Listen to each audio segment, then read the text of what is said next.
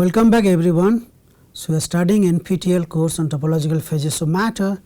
So, we are now studying topological superconductivity. So, we started with the basic introduction of superconductivity with BCS theory and mean field Hamiltonian, and we just introduced the mean field Hamiltonian, and we also introduced singlet and triplet superconductivity. And today we will look into how to diagonalize some Hamiltonian and how to connect this Hamiltonian to the topological Hamiltonian that we studied in this chapter. So, we looked into this Hamiltonian. So, this is our kinetic energy term, and this is our pairing term, Cooper pair term.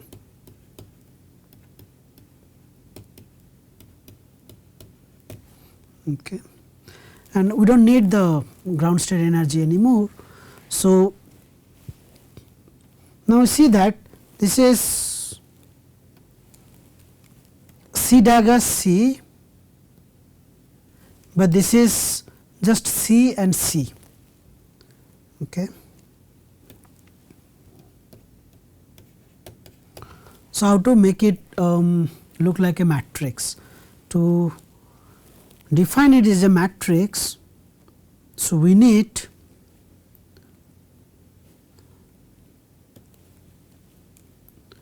a basis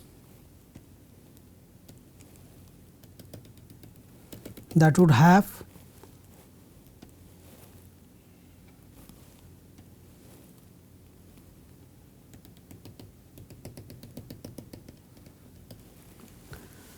these two states together, right, and that is the Nambu basis.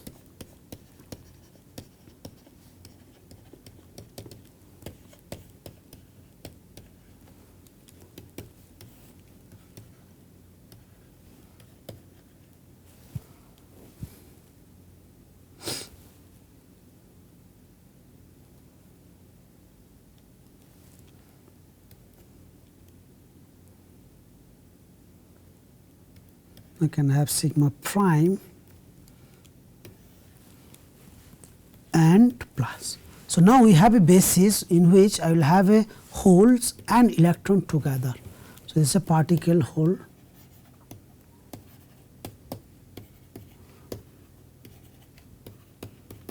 basis state.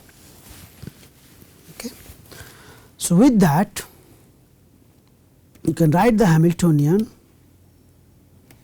So, the first term will be just a CK dagger to CK dagger diagonal term, and this is K independent, spin independent. So, we will use this notation, which is okay. Do not get confused this with this, it is the same thing. Sometimes we wrote it as a function, sometimes we wrote it as an index. Okay. So, now the other diagonal term, you see that this is C dagger C, this will be C dagger because it is the whole part of this. And now, if you bring it to the anti-commutations, you will get a minus sign. It will be like this, and in the diagonal term it will have a C dagger and C for here. So, this will be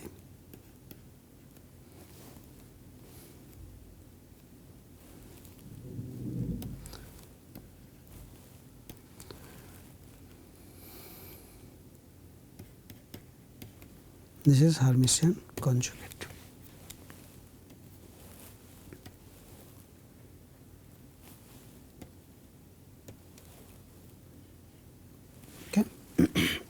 And from here now we can identify all the terms. So, D3 is now epsilon k, D1 is real part of the superconducting gap, and D2 is the imaginary part of superconducting gap.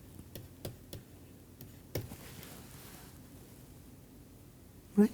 So, this Hamiltonian is has the same form as the 2 by 2 Hamiltonian without any diagonal term, and that is just because of the particle hole symmetry of this Hamiltonian, of this choice of the basis. Okay.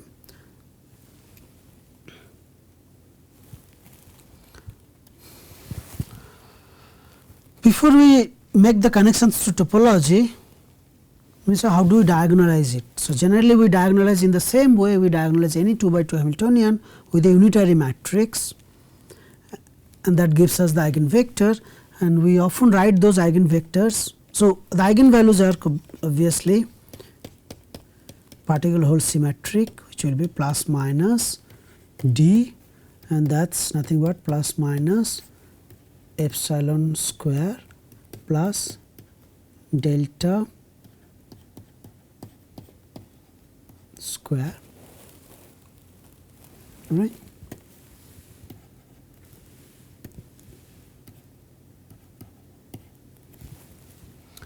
So, if I started with a band structure which was, let us say, some parabolic band,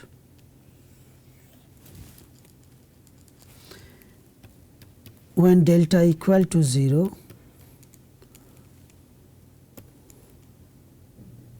so in the superconducting state, the excitations of the electron coming out of the condensation will look like this, plus minus. Then the question is, do the gap changes sign and this changes sign in such a way that you get a band inversion. Right. And the eigenvector, we wrote it in the D form with phase winding between D1 and D2. So, for the superconducting case, the same thing is written in this notation called U and V.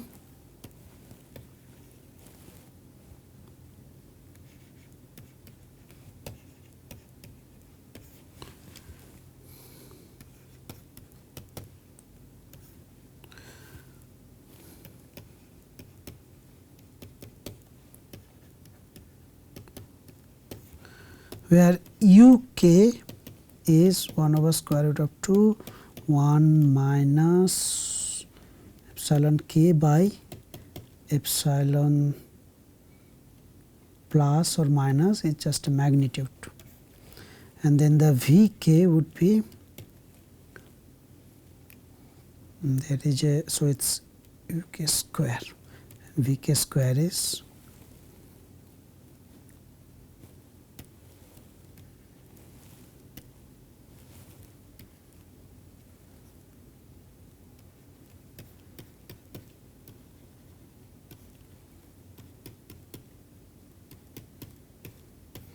with UK square and Vk square being 1 as it is required for the unitarity of the eigenvectors. Okay. So, with this one can write the new quasi particles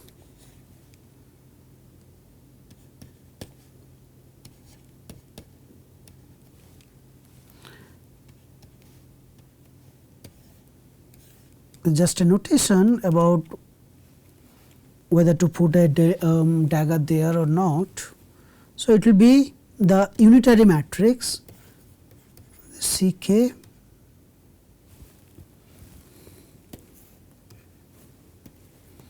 sigma C minus k sigma prime, and these unitary matrices are those eigenvectors we just wrote. So, with that we should be able to write this UK Ck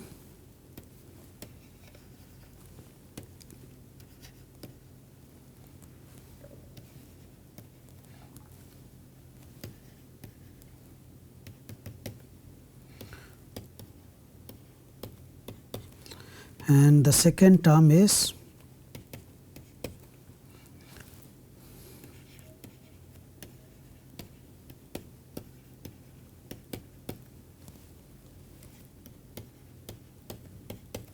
okay.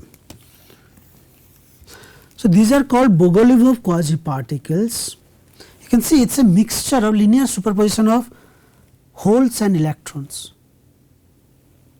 with this sort of amplitude, and this one is also the same thing. So, these are the Bogoliubov quasi-particle which are neither electron nor holes, but a linear superpositions of them. An interesting case then can happen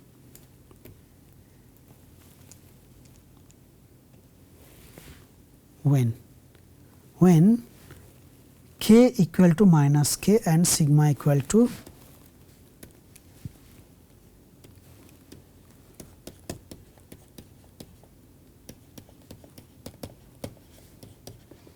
k is called Majorana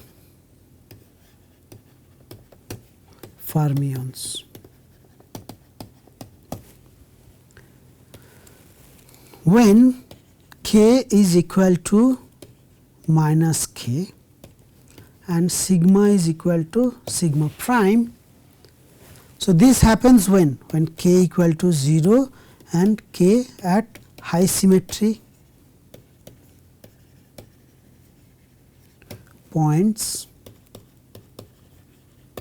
where k and minus k are related by reciprocal lattice vector, reciprocal wave vector.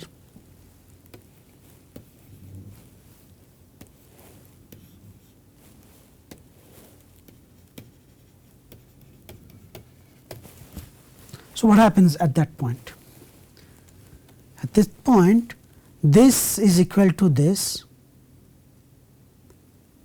and sorry, this quantum number, and also in the parameter space where uk becomes equal to Vk star, then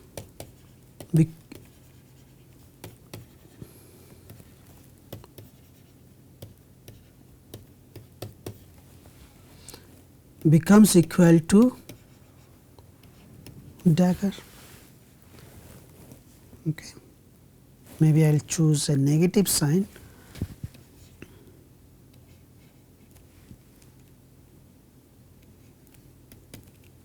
Will also be uk star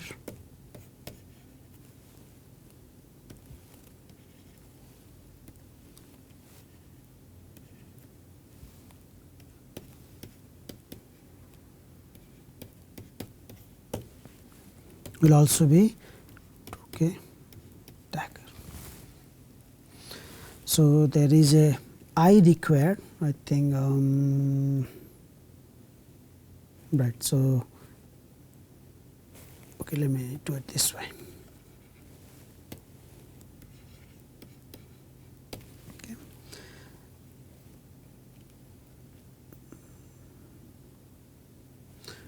Let me put a I with this, so I don't need to worry about this then. All right. So, now we get a condition in which we do get these quasi particles which are fermions,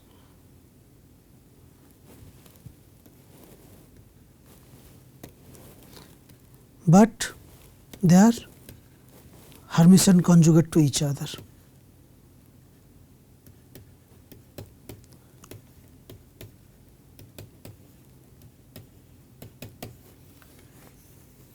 and that is by definition are the Majorana.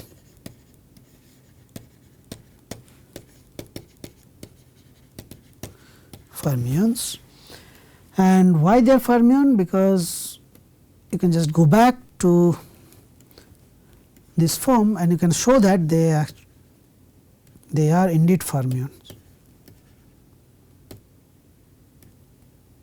And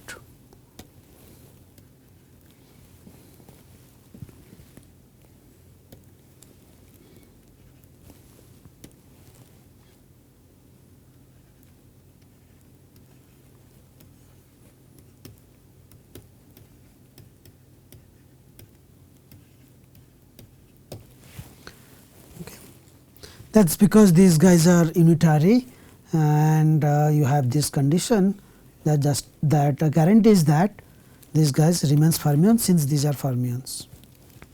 Okay. So, now we have real fermions under this condition.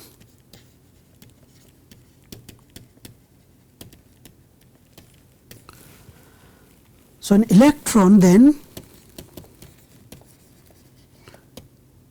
electrons and holes if you like, together forms a real fermion. Electrons, or rather one can also think of it, electron split into two fermions when it comes out from a condensate. Okay. Two fermions, two real fermions called Majorana fermion.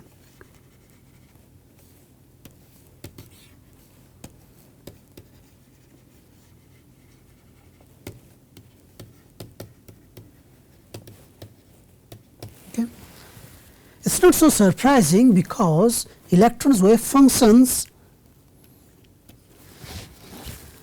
are a complex number, and complex number can be written in terms of two real number, where phi 1, phi 2 are real number. So, an wave function is indeed made of two wave functions if you like, two real wave function. So, in principle it is not so surprising to think that way. The problem is, however, can you really come up with a Hamiltonian or Schrodinger's equation which is separate, which can be separately written for phi 1 and phi 2? And that is the challenge, and that challenge can be circumvented in this special condition of the superconductivity. But still your electron is still made of two Majorana, and can you really split these two Majorana spatially so that we can measure them separately and also do some dynamics and transport with those two Majorana which are separated from each other. So, that is a big challenge. And what topology does is that if you do have a topological superconductor, these two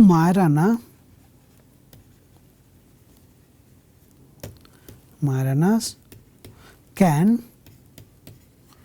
split at the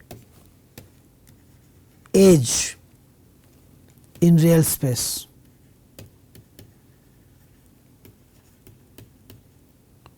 At the two edges of a chain. So, that is why it is an exciting opportunity. We will talk about the edge states in a separate chapter. Right now, we will talk about the topology, and if you have a topological superconductor, then that gives us the opportunity to split the two Majораnas. Okay. And one more side comment before we start looking into the topology is that these Majoranas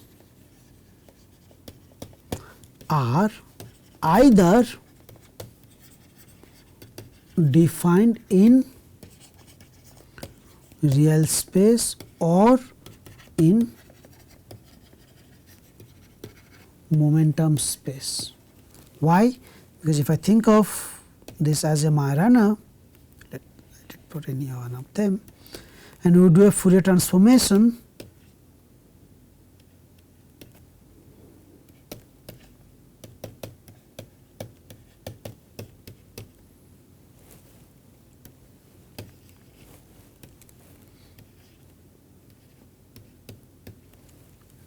we can see that the commutations relations are not canonical. So, if these are the Majorana with reals 1, with this being complex, this will no longer be real. So, it will become complex. So, this will be then pseudo Majorana, or if you define this to be real in the momentum space, then this will no longer be Majorana in the real space. So, generally we talk about Majorana, and our interest are the Majorana in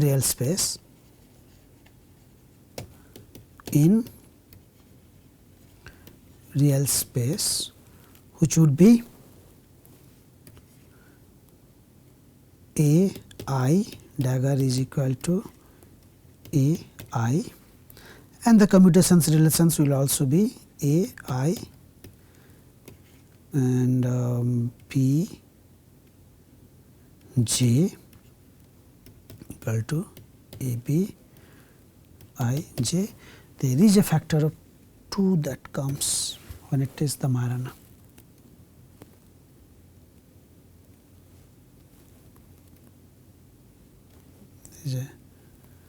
In general it won't be, but okay, keep it here. Okay. So, eventually we would be interested into looking at the Majorana in real space. Alright, and also because these are real, so you can also show that square is equal to identity or 1.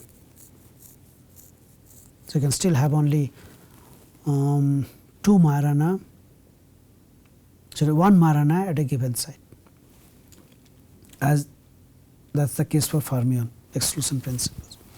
Okay. So, this was now the genius of Kitaev to come up with a toy Hamiltonian which allows us to give a topological superconductivity.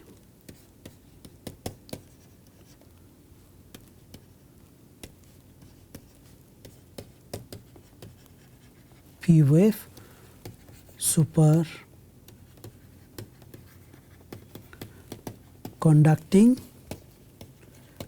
chain. So, that means it is 1D. Okay. And we are going to talk about the periodic boundary condition. So, we already talked about a P wave superconductor, and we already talked about the BCS Hamiltonian. So, I can just write this.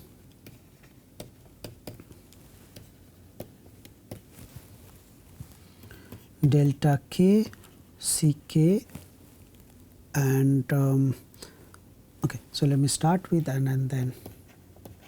So, because we are talking about P wave, so sigma is equal to sigma for the 2 Cooper pair. So, that means we can even, so this Hamiltonian is just same for up spin and down spin. So, what we can do is that we can even remove this index sigma, and this sort of thing is called the Hamiltonian is same for both spin. So, we will just look into one spin and the other spin remains the same. So, this sort of Hamiltonian is called spinless. It is not that there is no spin, it is just that the spin is a dummy variable. Spinless P wave superconductivity.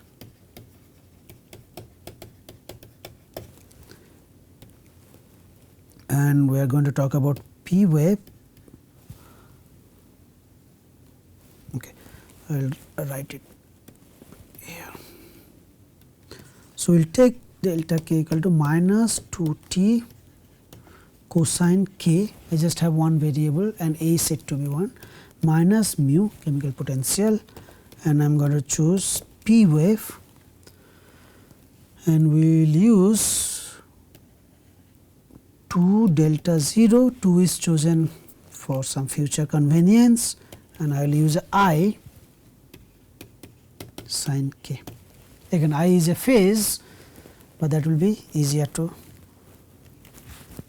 So, I want to write this Hamiltonian. So, this is some sort of a p wave. Okay. 2 is for convenience. So, this one if you split it into the exponential, this gives us minus sign, whereas this one would give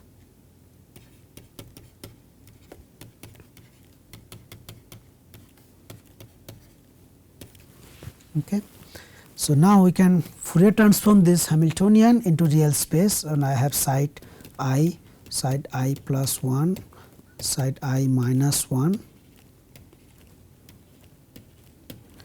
and I have electrons and holes sitting there. So, this is roughly at half filling. So, then the electrons hop from side I to I plus 1 would have this block phase with the multiplication of t, and going in the other direction you will have block phase of minus k with the same amplitude t, and maybe I will minus t just for the convenience. Whereas the Cooper pair is going to form between two electrons, two neighboring electron.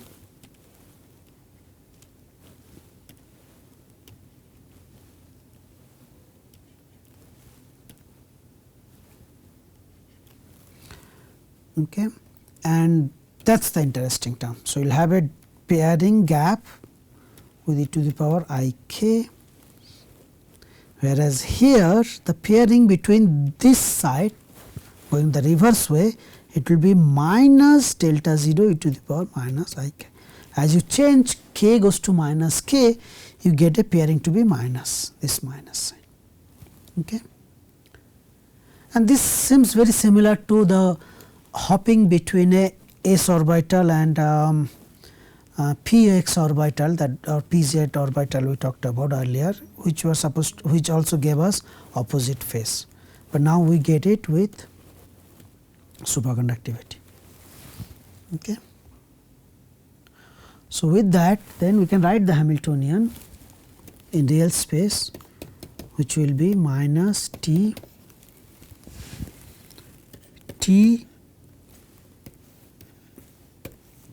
C I, and we do not include the spin anymore, I plus 1 minus mu C I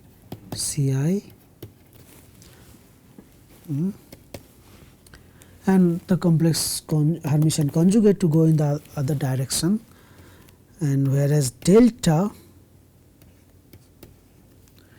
you will have C I plus 1 pairing minus delta 0 C I minus 1 pairing. Okay.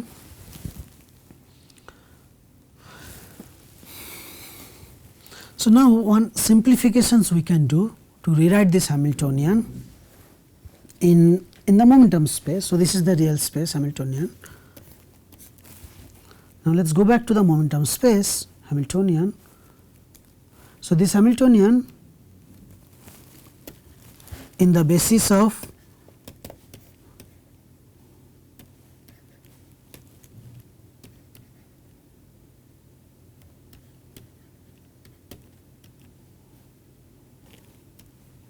particle hole basis or Nambu basis is written as this.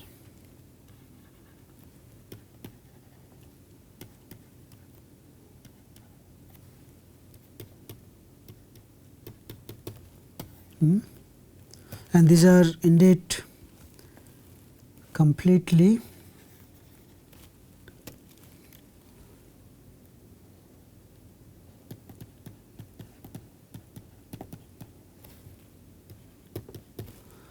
so this gives us D3 equal to epsilon k, d2 is equal to 2 delta 0 sin k. So, now we have a Hamiltonian in which we have d3 and d2. So, this does look like a SSH Hamiltonian, excuse me. This does look like a SSH Hamiltonian with 2 parameter and 1 dimension, except the fact that there we had D1 and D2 and we looked into the phase winding between D1 and D2. Now, we have D3 and D2, not D1. So, we have a diagonal term and one off diagonal term. There we had 2 off diagonal terms, but we know that there is a symmetry between the Pauli matrices, SU2 symmetry, and that allows us to rotate the basis, so that this D3 can be now elevated into D1 and D2 remains the same, or D, so with a cyclic one, and that rotation, and we know that sigma 1 goes to sigma 2 goes to sigma 3 goes to sigma 1. So, that will give us also rotations between D1, D2, D3, and to do that we have a basis change. So, the new Hamiltonian we obtain is with H U dagger, whereas U is 1 1 I minus I. So, this will give us a Hamiltonian that will be D1 minus I D2 D1 plus I D2 0, where D1 will now be I delta k. So, that means it will just be minus 2 delta 0 sin k, D2 is going to be epsilon k. But what is rather more interesting is the C and Ck dagger with U rotation is now going to be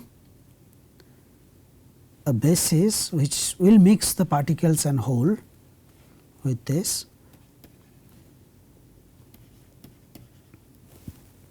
and that is nothing but the Majorana basis.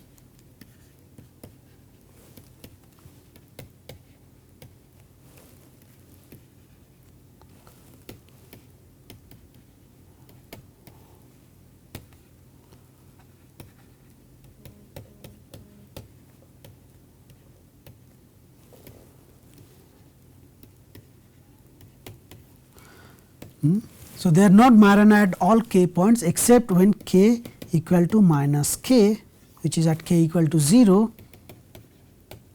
and k equal to plus minus pi, you have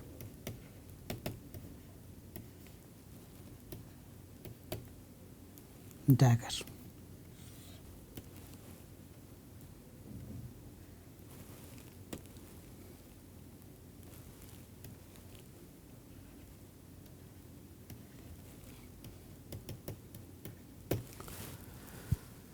All right.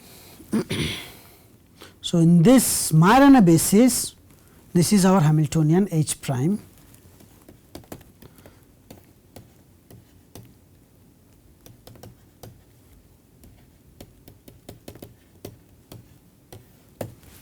And let me again write it.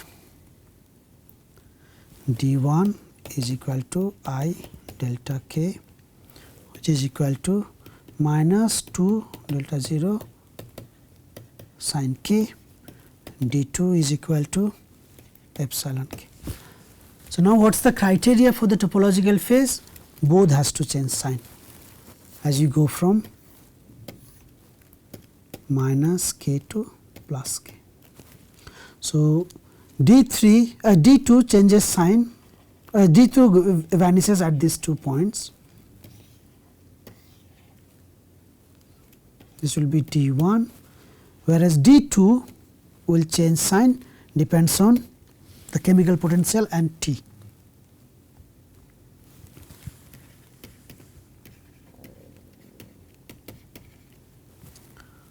Okay. So, goes to 0 gives us the condition sin k is equal to minus mu by 2 t. Okay.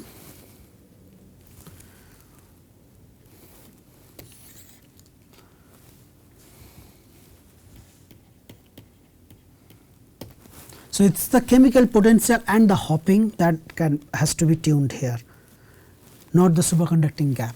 So, that is very easy to get, and the topological winding number, which is nothing but pi times the Berry phase, is equal to 1 by 2 pi dq d1 del q d2 minus d2 del q d1. That gives us the winding number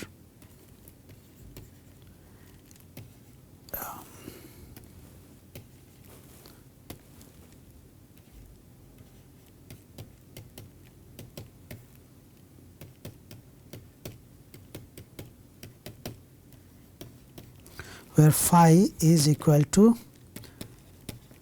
tan inverse d2 by d1. All right. And that just requires in the d1 d2 case whether one winds around the t equal to 0, right. So, we already figure out that this is the condition, and since this one changes from minus 1 to plus 1 as we go from here to here to here, these are minus 1,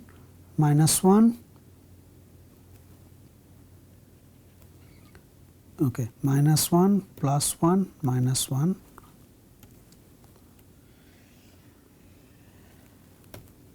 This is d2.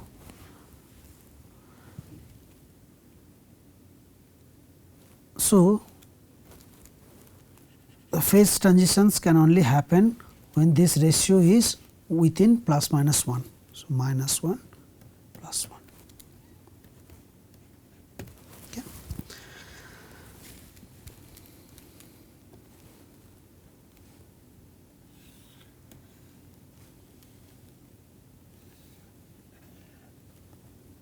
Minus 1 winding number plus 1. So, you will get topological superconductivity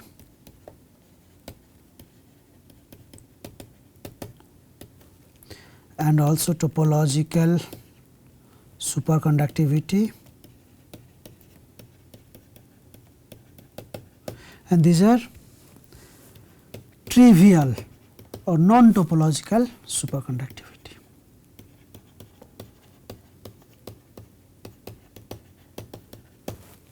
And also this region is trivial.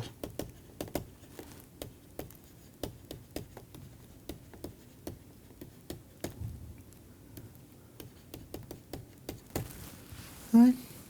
And so, this has the same phase diagram as the SSH model, except the bases are different and the parameter space are different. There we had a parameter space between T prime by T, and here it is between the chemical potential and T. Okay. So, you get a topological phase in this region. All right. So, now we have studied the winding number and charge number and all the possible model Hamiltonian, starting with SSH model, and then now a Kitaev P wave superconducting model.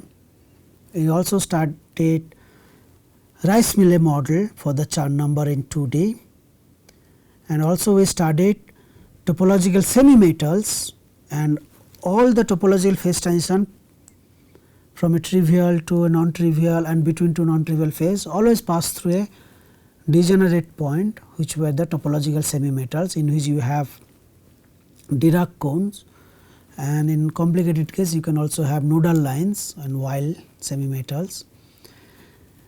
And then we talked about graphene as a tight binding model giving us the Dirac cone, and then we gap out that Dirac cone with a gauge field and some on-site potential to get a Chern insulator, which was the Halden model. So, we did not really need to invoke any symmetry anywhere in this chapter, except a point that we made is that if the codimension of the Hamiltonian, in which all the D has to vanish at the same point to get a Dirac cone, which gave us in a general 2 by 2 Hamiltonian, this gave us 3 conditions D1, D2 and D3, all 3 has to go to 0. So, that is the codimension being 3 for a 2 by 2 Hamiltonian. So, now if you have the same number of parameters which is in 3 dimensions, then you can have a well protected Dirac cone, because your number of variables and number of equations are same, but in 2 dimensions you do not have that, you have less variables and more conditions to satisfy.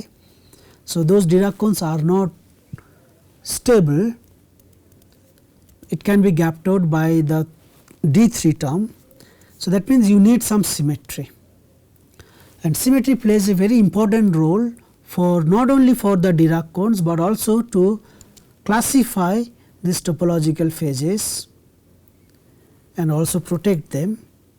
So, in the next chapter we will talk about discrete symmetries and its relevance to topological superconductivity. All right. See you in next class. Thank you very much for your attention.